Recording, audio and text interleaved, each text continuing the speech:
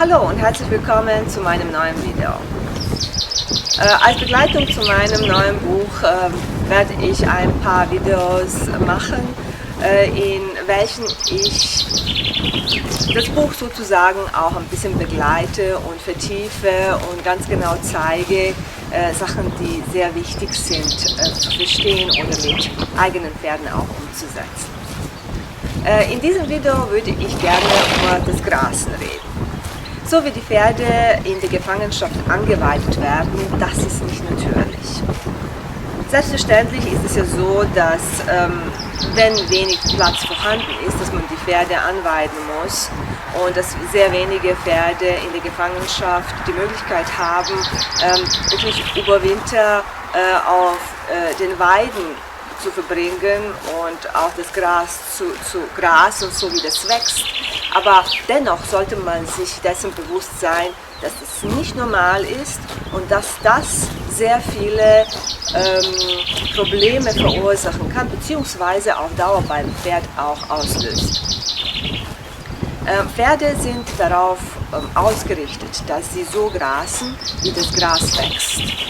Dieses junge, starke, sprießende Gras voller Kraft ist nicht umsonst so. Das trägt ja nicht nur sehr wichtige Nährwerte für die Pferde, sondern auch sehr wichtige energetische Informationen in sich, die den Pferden bei der Umstellung auf die neue Jahreszeit hilft. Das heißt, Pferde befinden sich in dieser Zeit sowieso im Fellwechsel, dann kommen ja hormonelle Umstellungen, in dieser Zeit werden die Stuten zum Beispiel rossig, sie kriegen ihre Fohlen, werden wieder rossig, werden gedeckt.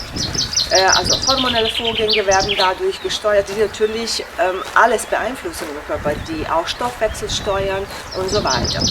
Die Bakterien im Darm, die im Winter hauptsächlich darauf ausgerichtet haben, beziehungsweise deren Job es war, trockene Materie Heu zu verdauen, werden vermehrt von den Bakterien ausgetauscht, die eben frische Sachen verdauen können und bei der Verdauung helfen. Und saftige Gräser eben und das, was in dem Moment auch in der Natur wächst. Dann ist es sehr wichtig, noch eine Sache, von der man sehr wenig weiß, ist, dass das Gras bei der Wurmpopulation hilft. Das Gras hilft dem Pferd, eigene Wurmpopulation zu managen, also in Schach zu halten und richtige Anzahl der Würmer im Darm zu entwickeln. Gras ist eigentlich Mittel, mit dem man für Wurmbefall einsetzen kann. Das heißt, Gras hilft wirklich, diese Wurmpopulation in Schach zu halten. Gerade im Frühjahr ist es sehr wichtig. Ihr werdet in meinem Buch wahrscheinlich darüber lesen. Ich habe das da auch sehr ausführlich dargestellt, dass im Frühjahr und im Herbst, gerade wenn diese hormonelle Umstellungen bei den Pferden passieren, dass da Wurmpopulation steigt. Die steigt ganz natürlich. Wenn ihr dann in dieser Zeit das misst, dann werdet ihr einen erhöhten Wert haben. Und was macht man da? Die meisten Menschen entwurmen sogar chemisch, was natürlich sehr, sehr, sehr schlecht ist. Wenn man das beobachten würde, wenn man das messen würde, so wie ich es gemacht habe, über längere Zeit, über Jahre, dann würde man sehen, dass die Pferde das ganz alleine regeln, wenn sie bestimmte Voraussetzungen dafür haben. Dazu gehören natürlich auch Minerale nach Academia Liberty zur freien Verfügung, pure Minerale, keine gemischte Kräuter, aber auch natürlich Gras. Und Grasen, das ist ein sehr, sehr wichtiger Faktor, der einfach nicht erkannt ist. Und ich hoffe, dass ich euch hiermit da ein bisschen darüber erzählen kann und euch helfen kann zu verstehen, warum das so für die Pferde so wichtig ist.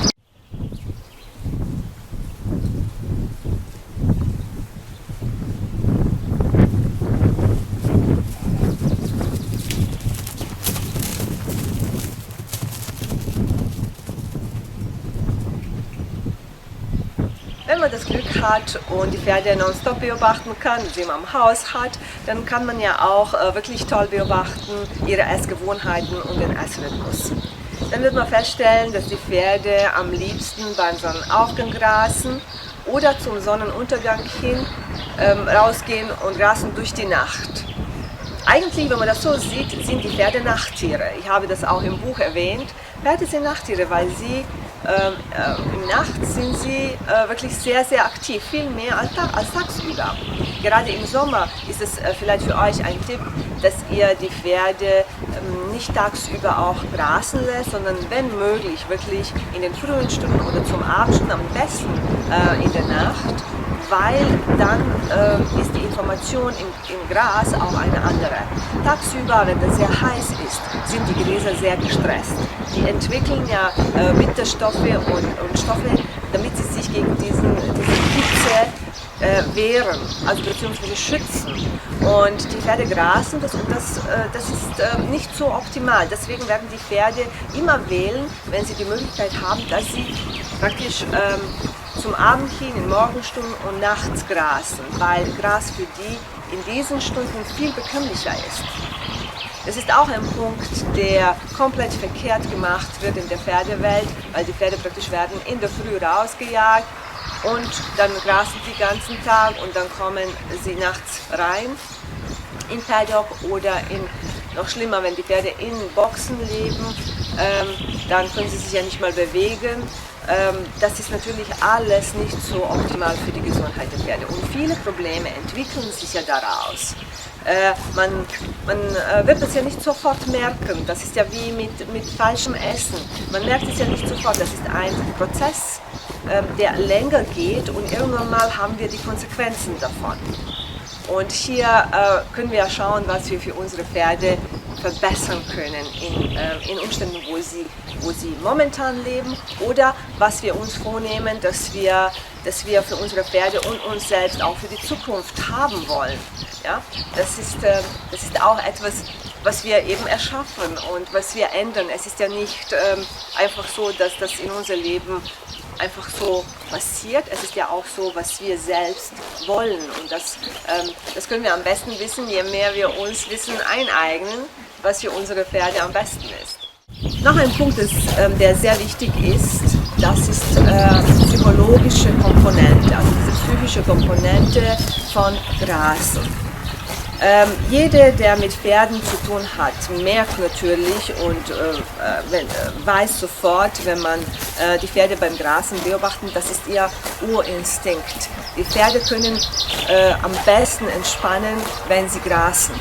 Das hilft sehr vielen Pferden, die im Stress sind, die nicht so optimale Lebensbedingungen haben, hilft es ihnen, gesund zu bleiben, wenn man sie grasen lässt, wenn man ihnen diese Ruhe und diese Urbedürfnis erfüllt.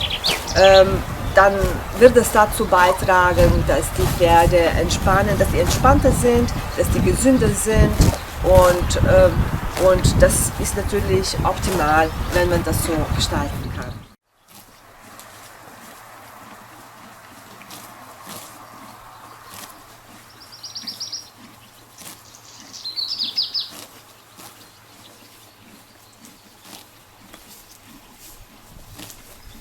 Viele haben diesbezüglich auch ein bisschen Ängste wegen der Hufre oder anderen Zivilisationskrankheiten. Ich behandle dieses Thema in meinem Buch ausführlich. Und Donna hier ist das beste Beispiel dafür, dass diese Theorien wirklich nicht stimmen. Gras hat nichts mit Hufre zu tun. Es kann ein Trigger sein, ein Auslöser von Hufre, aber das kann genauso eine chemische Entwurmung sein, das kann eine Impfung sein, das kann egal was sein, was in dem Moment den Fass zum Überlaufen bringt. Ja? Hufre ist eine Erkrankung der Hufe und wenn die Hufe nicht in Ordnung sind, dann wird sich alles auswirken. Irgendein Auslöser wird Hufre zum Vorschein bringen. Aber wenn die Hufe in Ordnung sind, dann gibt es keine Hufre. Und das behandle ich, wie gesagt, ausführlich im Buch. Da braucht ihr euch wirklich keine Sorgen machen. Ihr braucht euch nicht davor zu fürchten. Was ihr tun müsst oder solltet, ist wirklich für die Gesundheit der Hufe bei euren Pferden sorgen. Und dann kann diesbezüglich nichts passieren. Auch andere Zivilisationskrankheiten werden aufgrund von falschen Umständen ermittelt. Es hat nichts damit zu tun mit der Natur oder mit Gesundheit der Pferde. Es hat mit Symptombehandlung zu tun, diese Ratschläge, die gegeben werden, weil die Basis, in der die Pferde leben, nicht stimmt.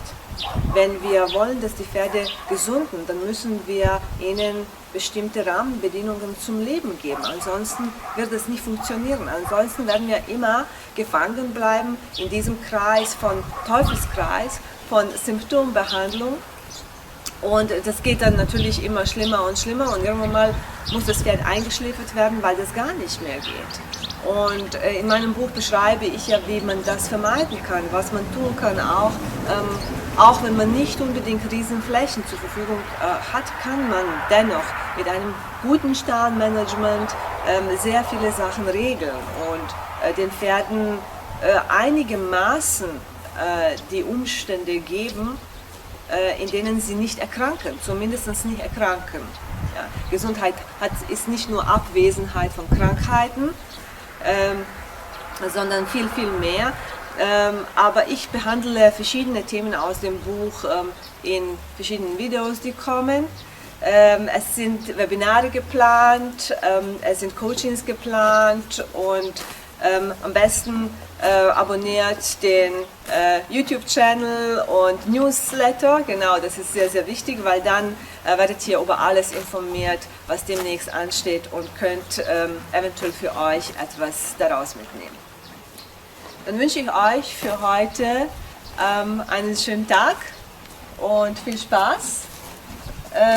Ich werde jetzt auf meiner Terrasse hier im Garten frühstücken und dabei eben die Pferde hier beobachten, was sie so tun und was sie essen. Das könntet ihr auch machen, wenn ihr spazieren geht oder wenn ihr die Gelegenheit habt, sogar viel Zeit mit den Pferden zu verbringen, dann könnt ihr wirklich beobachten, was genau sie essen.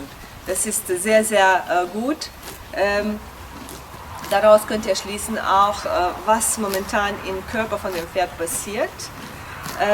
Bei mir im Garten wächst momentan Löwenzahn, Vogelmyre, Gundermann und verschiedene andere Kräuter. Ich werde jetzt selbst beobachten, was die Pferde momentan bei mir essen. Also ich sehe gerade hier, Donna macht sich auf an Vogelmyre dran und werde jetzt mal schauen, was die Unterschiede sind, was Hera mehr nimmt, was Donna mehr nimmt.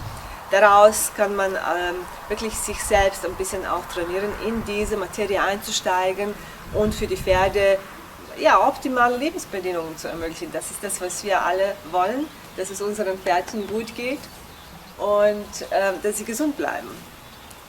Dann wünsche ich euch viel Spaß dabei und wir sehen uns dann im nächsten Video wieder.